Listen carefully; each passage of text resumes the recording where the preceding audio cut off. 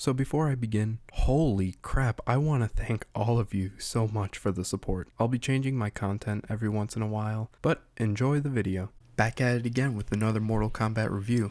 I had a lot to think about for this title. For one, I actually like this game. 2, I have a huge bias on it. And 3, I understand why people don't like or recommend this game. So let's review Mortal Kombat Armageddon. To start things off is the amazing intro. I love all the characters duking it out. It gets very overwhelming and really fast. The slow start is amazing for what's to come. But how's the gameplay? To be honest, it's boring and a big downgrade from the previous title. Which is fine, sacrifice a fighting style for the biggest cast of fighters I've ever seen. It makes this game really unique with the big cast.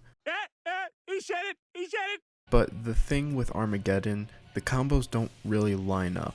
I really like how in the previous game, you could switch fighting styles in mid-combo. Here, it's slightly dumbed down by only having one fighting style and a weapon. Even though the combat was cut in half, it was still fun to play all the characters. But this is the point where quantity over quality shows. I can understand they try to cram everything they got on the writing board and put it on a PlayStation, GameCube, original Xbox, and the Wii for some reason.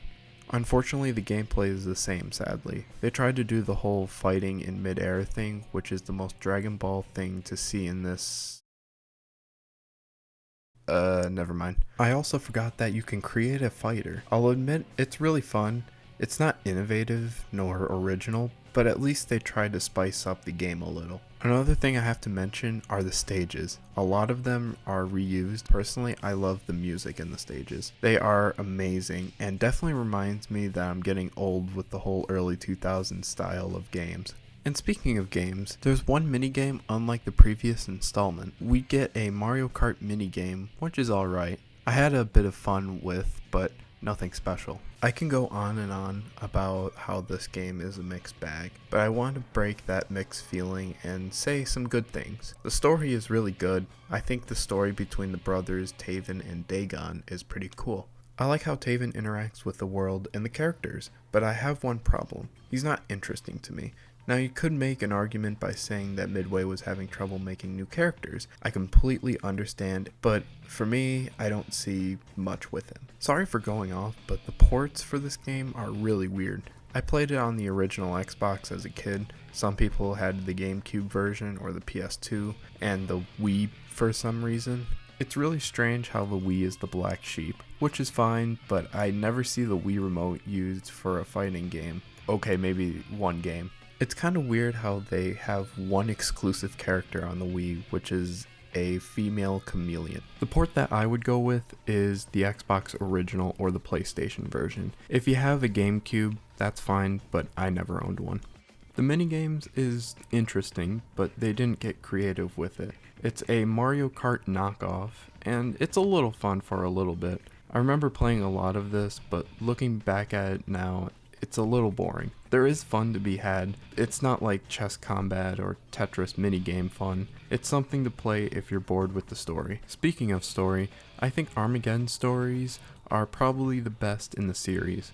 When you finish the classic tower and beat the final boss, who is Blaze, the character you play as will have a lot of power and would be seen as the one true being. But unfortunately they are told by dialogue and your character air fighting. I think the studio didn't have enough time and it would be really hard to make a slideshow of all the characters' endings. Personally, I like this. I know a lot of people don't like it, which is fine. The problem was the story. It's that this was going to be their last game, so it seemed like they wanted to kill everyone and let the franchise come to a close, because everything that happens in the conquest doesn't make it into the story. But with Armageddon covered, it's a good game to play. There's fun to be had. I understand the problem with the fatalities and the reused characters, but in my opinion, it's one of my favorite games. But before I end this video, I want to cover some fun facts.